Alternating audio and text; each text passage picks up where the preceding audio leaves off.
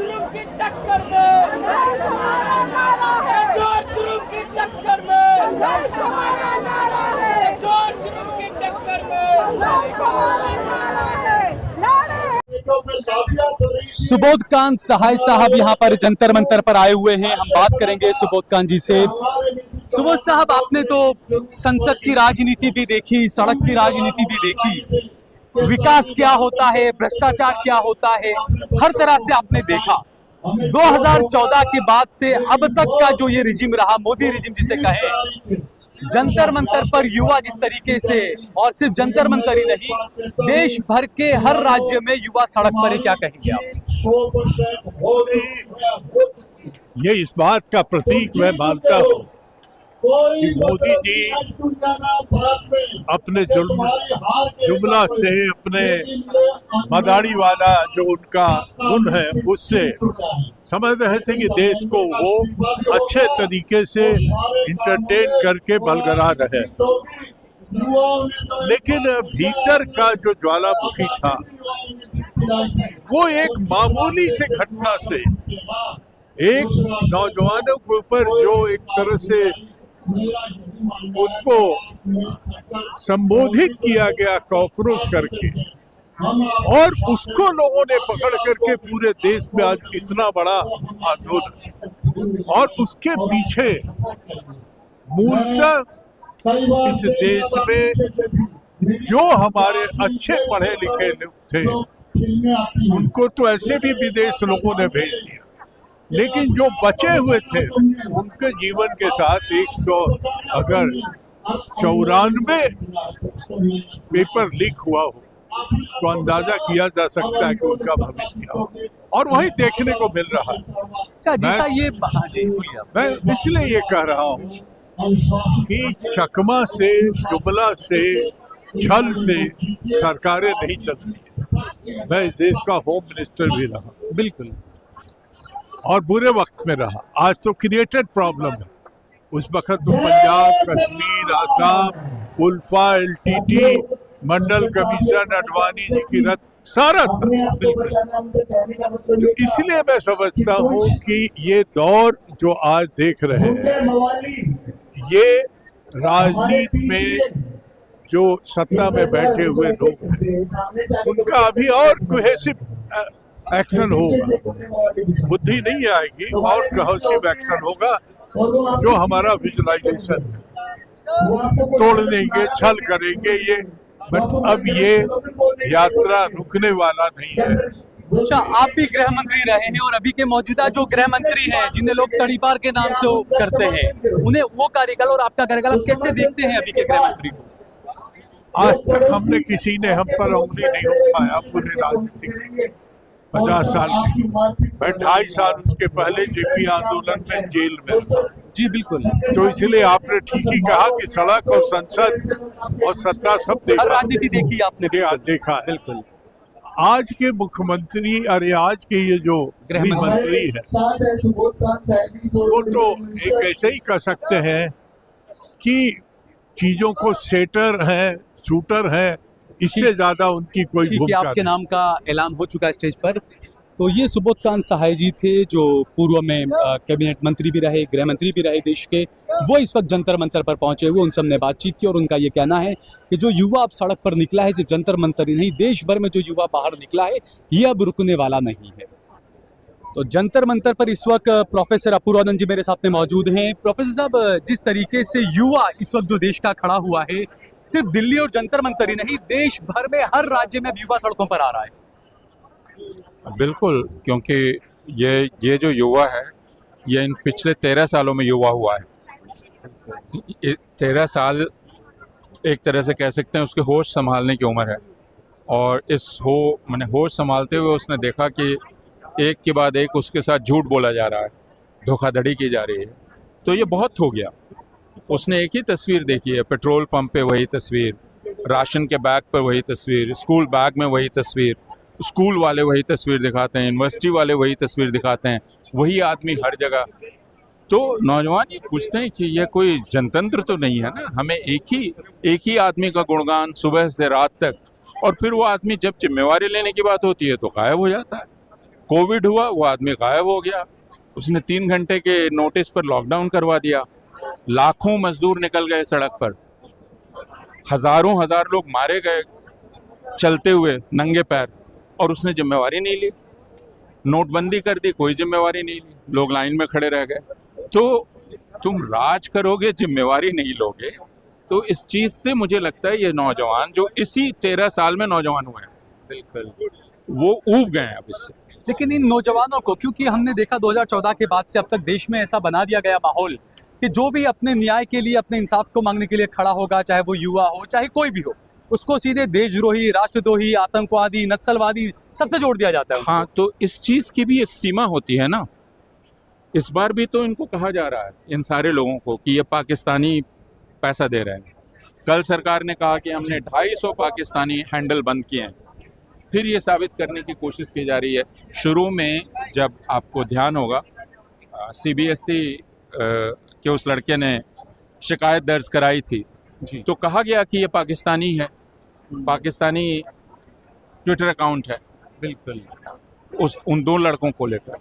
तो ये देख रहे हैं ये लोग कि भाई हम अपनी बात कर रहे हैं, आप हमें पाकिस्तानी कह रहे हैं कुछ। तो इसके पहले वो बात आपने चला ली किसी वजह से, क्योंकि जब शाहीन बाग का आंदोलन हो रहा था तो उसमें ज़्यादा मुसलमान दिख रहे थे, तो हिंदुओं को आपने मन में बिठा दिया कि ये मुसलमान है, तुम्हारे खिलाफ है। हिंदू समझ नहीं पाए। जब किसान आए तो उसमें ज़्यादा सिख थे, तो फिर हिंदुओं को समझाया गया कि ये खालिस्तानी है वो। लेकिन इस बार आप कैसे समझाएंगे? इस बार आप इन्हीं को कह रहे हैं कि तुमको पाकिस्तान ने पैसा दिया। तो बनारस से, अहमदाबाद से, पुणे से, दूसरी जगहों से लोग जनरल बोगी में बैठ के आए हैं। जब वो ये सुनते हैं कि उनको पैसा दिया गया है तो भड़कते हैं लोग, सी बात है। तो इसमें मीडिया भी कुछ चीजें दिखा रहा है, कुछ अकाउंट दिखा रहा है, ये हो गया, वो हो गया, ऐसे हैं। फिर वो ये भी तो देख रहे हैं कि कल तक यहाँ स्विगी और जोमेटो की सर्विस चल रही थी, आज बंद है। किसने बंद करा दी? कल से पूरा कनॉट प्लेस 6:30 बजे शाम से बंद है। हाँ, सारे होटल दुकान सब बंद। 13 आपने मेट्रो बंद कर दी। ये नौजवान देख रहे हैं, तो अब किसी को बताने की जरूरत नहीं है, खुद अपनी आंखों से देख रहे हैं। अच्छा, आखिरी सवाल, प्रधानमंत्री नरेंद्र मोदी इतना डरते क्यों हैं? कभी वो कहते हैं मैं किसानों के बीच में से बचकर जिंदा आया, कभी वो कहते हैं कि संसद के अंदर महिलाएं हमला करने वाली थी। कल कहा कि नरेंद्र मोदी का शुरू से, अगर आप तो गुजरात के हैं, बिल्कुल, अक्षरधाम, बाकी सब, वो हमेशा लोगों को ये बतलाना चाहते हैं कि उनके खिलाफ साजिश हो रही है। ये भारतीय जनता पार्टी वालों का पुराना तरीका है। अटल बिहारी वाजपेयी भी इसी तरह पेश करते थे, मैं बेचारा हूँ, मेरे खिलाफ सारे लोग हैं। और ये तो गुजरात से यही करता आया। अक्षरधाम का पूरी साजिश मुझे मारने की साजिश है, मुझे मारने की साजिश है, और वही लोगों को मरवाए जा रहे हैं। बिल्कुल। तो अब वो तस्वीर पूरी तरह दरक गई है, उसमें दरार पड़ चुकी है और कोई उनकी बात पे यकीन नहीं करता। देश लाइव में आपका स्वागत है। खैर मकदम है, मैं हूँ सहल कुरैशी। जंतर मंतर पर मैं मौजूद हूँ। हन्नान मुल्ला साहब जो 8 बार सांसद रहे लेफ्ट पार्टी से, हन्नान मुल्ला साहब भी आज यहाँ पर जंतर मंतर पर मौजूद है। तकरीबन 15 साल बाद आज मुलाकात हो रही है आपसे। अक्सर जैन टीम अक्सर आपसे बातचीत मुलाकात होती थी। हन्नान साहब, आप 8 मर्तबा सांसद रहे, एक बड़ा राजनीतिक कारकिर्दी करियर रहा। ये जो मौजूदा दौर की राजनीति है, नरेंद्र मोदी और अमित शाह की राजनीति, इसे आप कैसे देखते हैं? ये राजनीति नहीं है, ये चंड नीति है, घिनौना नीति है। राजनीति को, जनवाद को, संविधान को, सेकुलरिज्म को खत्म करके, जनता को बांट के, खरीद करके, गुंडागर्दी करके ये देश को कब्जा करना चाहते हैं। और इसलिए ये सरकार का कोई ऐसा नीति नहीं है जो नीति देश का भलाई के लिए है। इसी सरकार के नीति के चलते हजारों किसान खुदकुशी किया है। आज भी रोज 35 किसान खुदकुशी करता है रोज। आज अभी स्टूडेंट का खुदकुशी शुरू है। ये सरकार कोई भी काम ठीक से नहीं करा पा रहा, एक एग्जाम चला नहीं पा रहा है। जो मंत्री के जमाना में 98 बार पेपर लीक हुआ है वो बेकार है, उसको भगाना चाहिए। ये मांग है, ये रिस्पॉन्सिबिलिटी का सवाल है। ये आपको क्या लगता है अन्नान साहब, चूंकि एक राजनीति जो है, ठीक है, युवा सड़क पर है, युवा का गुस्सा है जो नजर आ रहा है। अब अभी तक ये था कि कोई विरोध में बोलता नहीं था, अब अपने अधिकारों के लिए युवा उतरा है, लेकिन राजनीतिक तौर पर आप देखें तो क्या सिर्फ एक इस्तीफा हो जाने से पूरा मामला बदलेगा? नहीं, ये आंदोलन चलता रहेगा।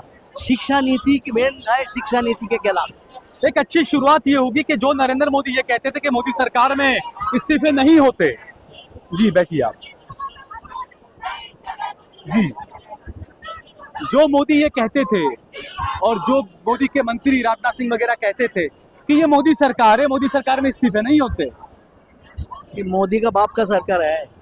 जनता एक पार्टी को वोट दिया, उसी पार्टी को सरकार है। अरे मोदी सब कुछ अपना हड़पने की कोशिश करते हैं, उसको चरित्र वही है। झूठ झूठ स्लोगान देता है।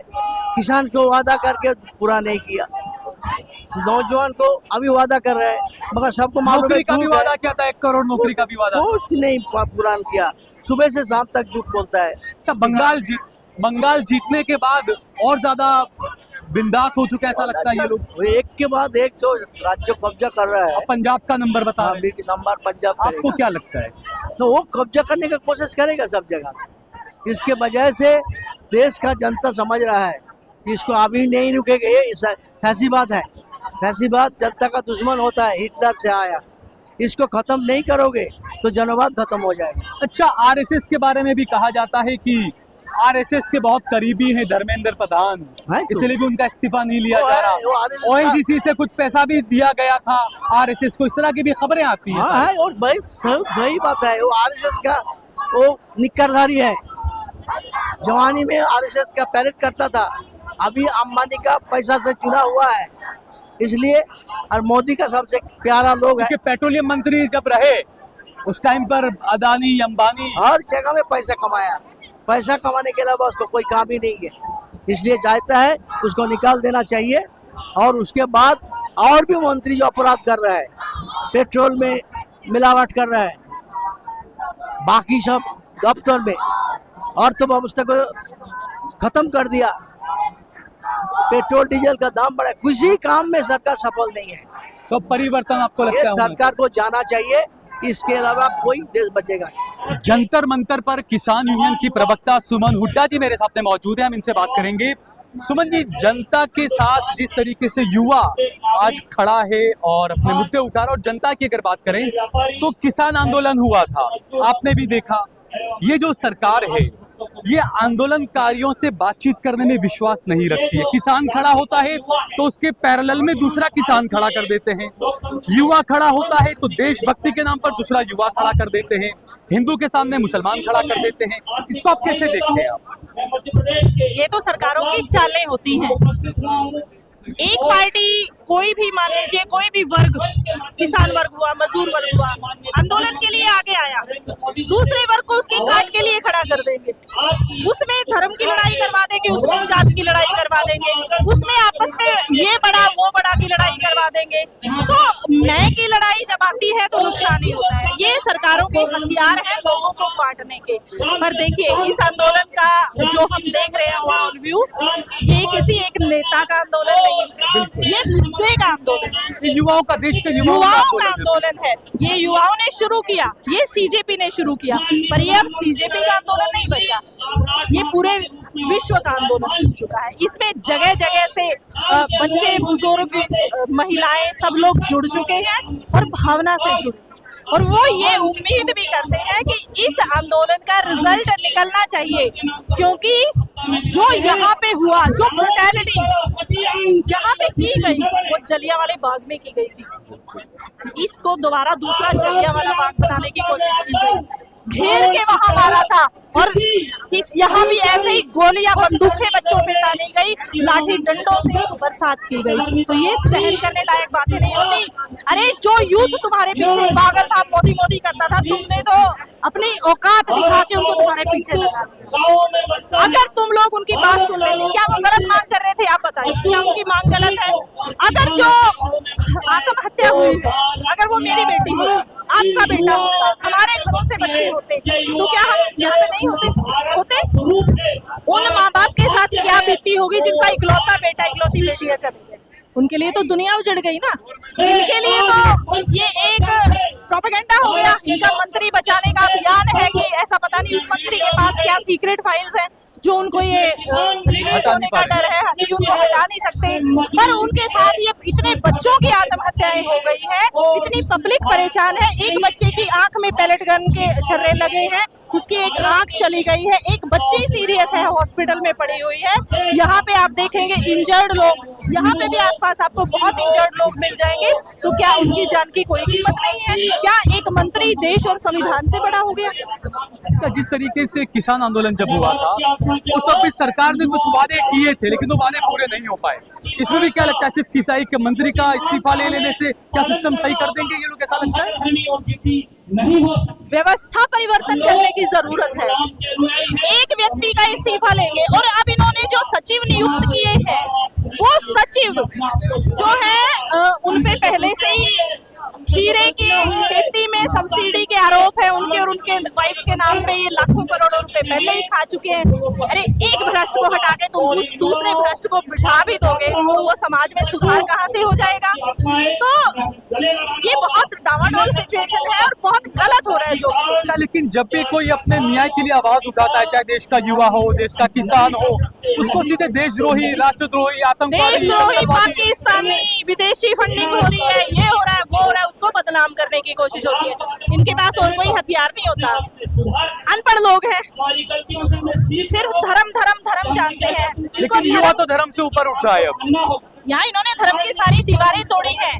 यही अजान होती है, यही गुरबाणी चलती है और यही आरती होती है, यही हर धर्म के लोग शामिल हैं। तो जो इन्होंने हमें जात धर्म में बांटने की कोशिश की थी ना, वो इनकी जीरो हो चुकी है।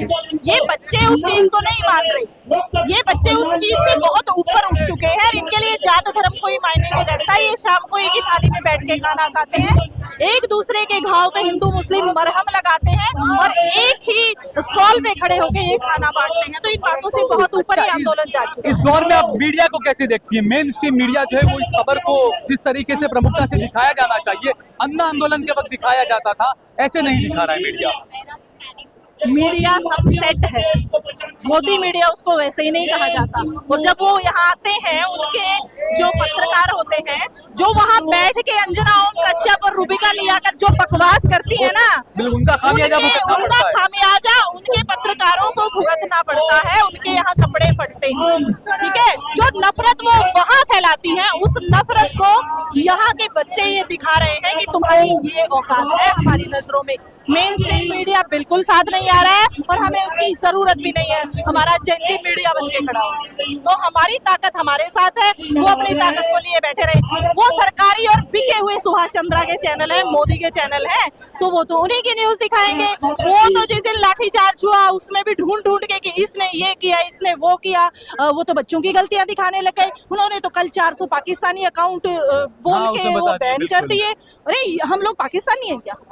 मतलब लिमिट पार है। एक और सवाल इसमें कि कल से कुछ वीडियो चल रहे हैं कि पुलिस की एक गाड़ी है, उसमें आगे पीछे कैमरे लगे हैं और वो जितने भी लोग हैं उनके फेस डिटेक्ट कर करके उनकी पूरी डिटेल निकाल रहे हैं, उनका नाम, उनका एड्रेस। और मुंबई के बारे में कहा जा रहा है कि मुंबई में तो बाकायदा लोगों के फेस डिटेक्ट कर करके पुलिस घर पर गई और उनको समझाने की कोशिश की जा रही है कि आंदोलन में मत जाइए आप। देखिए, हम किसान हैं,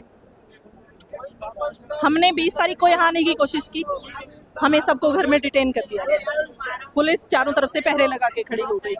गुरनाम सिंह जी आए हुए हैं, उनको गिरफ्तार कर लिया गया, पूरी टीम को गिरफ्तार कर लिया गया। 21 को आने की कोशिश की किसान घाट पे, 20 और 21 दोनों तारीख डिटेन रखे गए, नहीं आने दिया गया। जो आए उनको भी गिरफ्तार करके स्टेडियमों में, जेलों में डाल दिया गया। शाम को जो है उनको रिलीज किया गया। और आज भी, कल जब से हमने ये बोला कि हम कल जंतर मंतर जाएंगे, ऐलान हुआ, तो सीआईडी सीबीआई पीछे पड़ी। तो यहाँ लोकतंत्र बचा नहीं है। डराना है, बिल्कुल डराना है, पर वो डर दिमाग से निकल चुका है। वो फौजी, वो पुलिस वाले, डर ही निकल जाए। वो फौजी, वो पुलिस वाले हमारे ही घर से हैं, उन्हीं की औलादे हैं। तो तुम किसको डरा रहे हो? तुम भगत सिंह की जनरेशन को डरा रहे हो क्या? हम जो है डरने पीछे हटने वाले या दबने वालों में से नहीं है, हम तुम्हारे झंडे फाड़ने वाले। तो भारत में गोल्ड मैन के नाम से मशहूर प्रशांत मेरे साथ में मौजूद है, प्रशांत विशाल। या जंतर मंतर पर जिस तरीके से युवाओं पर लाठियां बरसाई गई, हर जगह से अब लोग पहुंचने लगे, आप भी जंतर मंतर पर पहुंचो, क्या कहेंगे? जी बिल्कुल, क्योंकि इतनी बर्बरता हमने कभी नहीं देखी थी। क्योंकि हम सोचते थे कि चलो हम इंस्टास पे रील्स देख रहे हैं, पर जब वो इंस्टा पे इतना वायलेंस, मेरे ख्याल से भारत में शायद ही अंग्रेजों के बाद ऐसा कुछ हुआ हो जो मैंने देखा।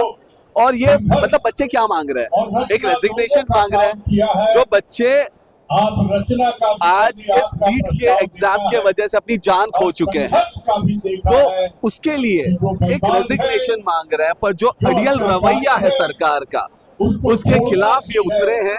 And this is, I believe कि ये बच्चों को जो हम सिर्फ रील स्टार या ऐसा कुछ समझ रहे थे, आज लाठियां खाकर भी यहाँ पर डटे हैं।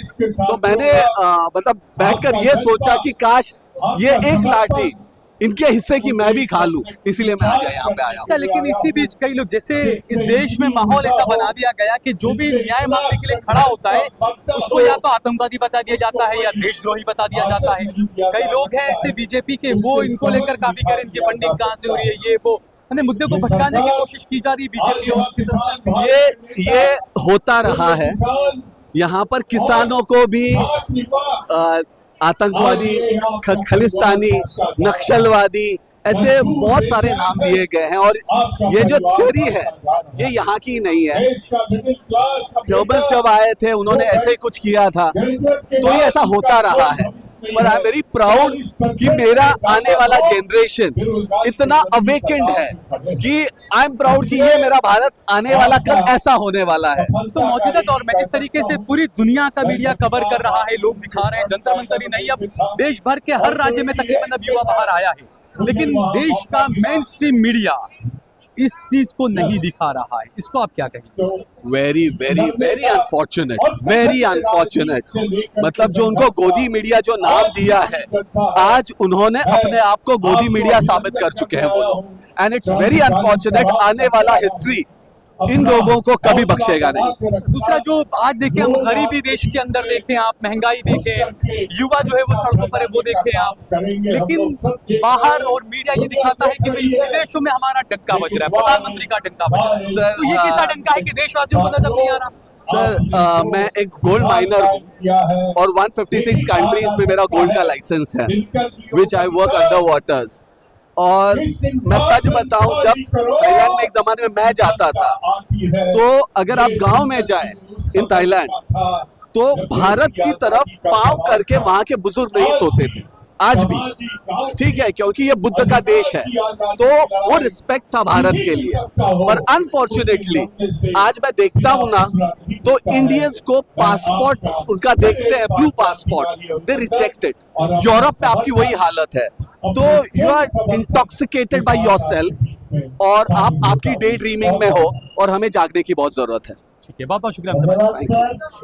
Sir, as far as today's speech is concerned, you have raised a very important issue regarding Umar Khalid.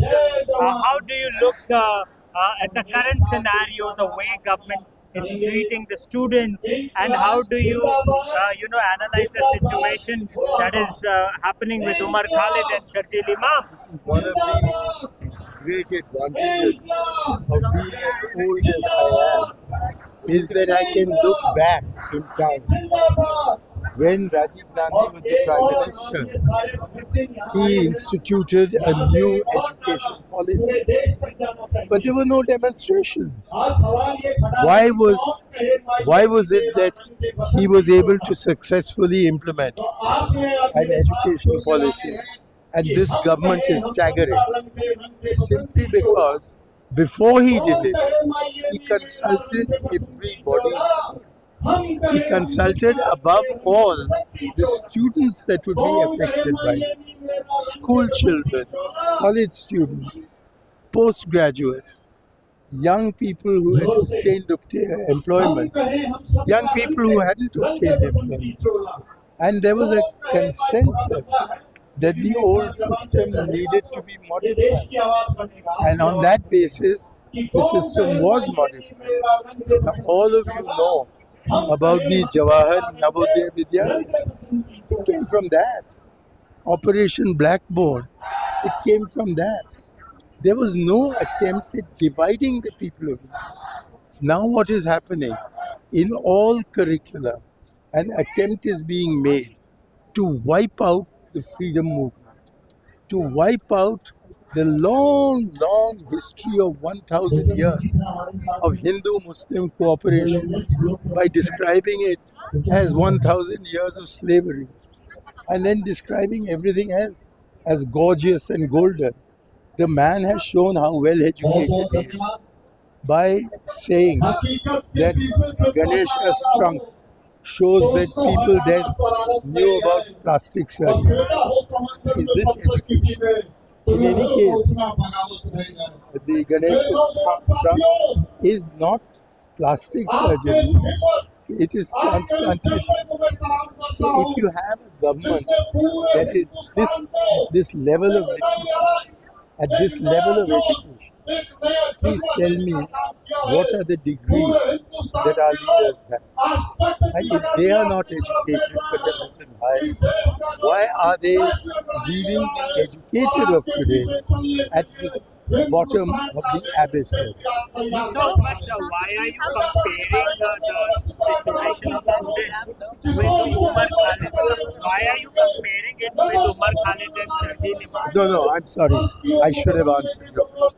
I had dealt with Umar Khalid and Shahid Imam in my speech, so I don't want to needlessly repeat that. But it is shocking that we have a judicial system under which two young men who were not even in Delhi on that day have been put behind bars for 7 long years.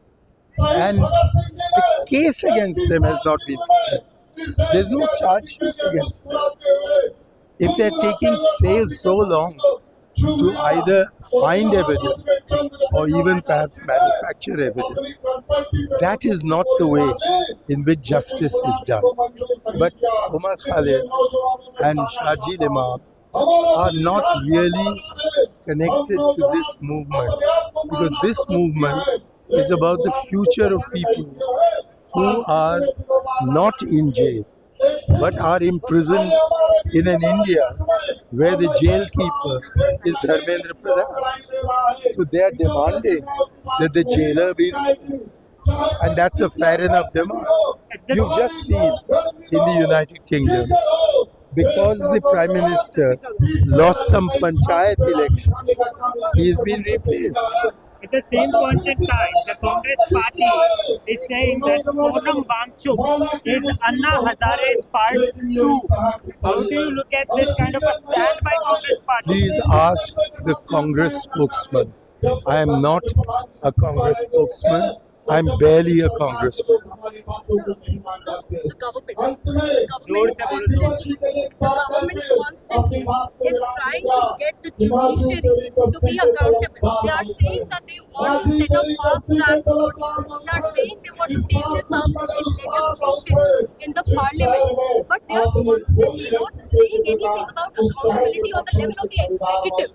They did, remove a secretary, but they are not willing to, hold the executive accountable. What do you want to say to the way they treat the I have my reservation of the extent to which they are holding their judiciary accountable. They may be holding them accountable to the RSS, but they're not holding them accountable to this country. In fact, this entire government, this entire process of government, whether it involves the legislature, the executive, or the judicial system, is based on non-accountability to the people, non-accountability to parliament, non-accountability to the media, and accountability only to nothing. Sir, Mr. Rahul Gandhi protested at the Prime Minister's residence. I'm sorry to interrupt you, but you're constantly asking me questions about the Congress when I'm not even in the Congress party.